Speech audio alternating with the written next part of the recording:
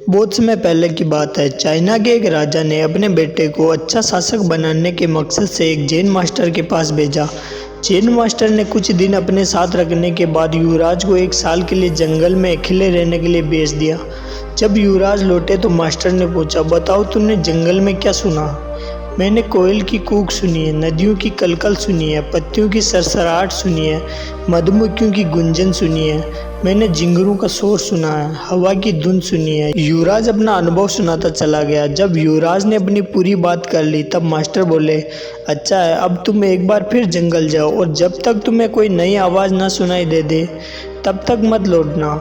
1 साल जंगल में बिताने के बाद युवराज अपने राज्य को लौटना चाहता था, पर मास्टर की बात को टाल भी नहीं सकता था, इसलिए वो बेमन ही जंगल की ओर बढ़ चला। कई दिन गुजर गए पर युवराज को नई आवाज़ नहीं सुनाई दी।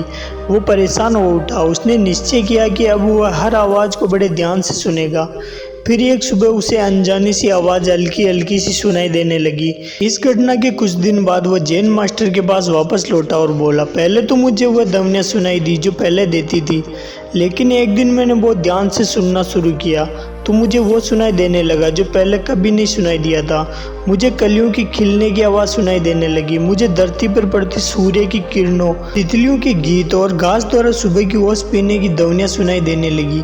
यह सुनकर जैन मास्टर खुश हो गए और मुस्कुराकर बोले, अनसुने को सुनने की क्षमता होना एक अच्छे राजा की निशानी है, क्योंकि जब कोई शासक अपने लोगों के दिल की बात सुनना सीख लेता है, बिना उनके बोले उनकी भावनाओं को समझ लेता है, जो दर्द बयान न किया गया हो उसे समझ लेता है, अपने लोगों की अनकही शिकायतों को सुन लेता है, केवल वही अपनी प्रजा का विश्वास जीत सकता है, कुछ गलत होने पर उसे समझ सकता है और अपने नागरिकों की वास्तविक आवश्यकताओं को पूरी कर सकता है।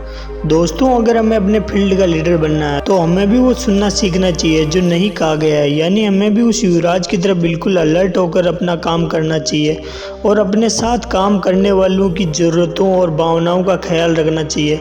तभी हम खुद को एक लीडर की तरह स्थापित कर सकेंगे। दोस्तों, आपको ये कहानी कैसी लगी है प्लीज़ कमेंट करके ज़रूर बताइएगा और वीडियो को लाइक कर दीजिएगा। अगर आपने इस चैनल को सब्सक्राइब नहीं किया तो प्लीज़ सब्सक्राइब कर लीजिएगा। Thank you.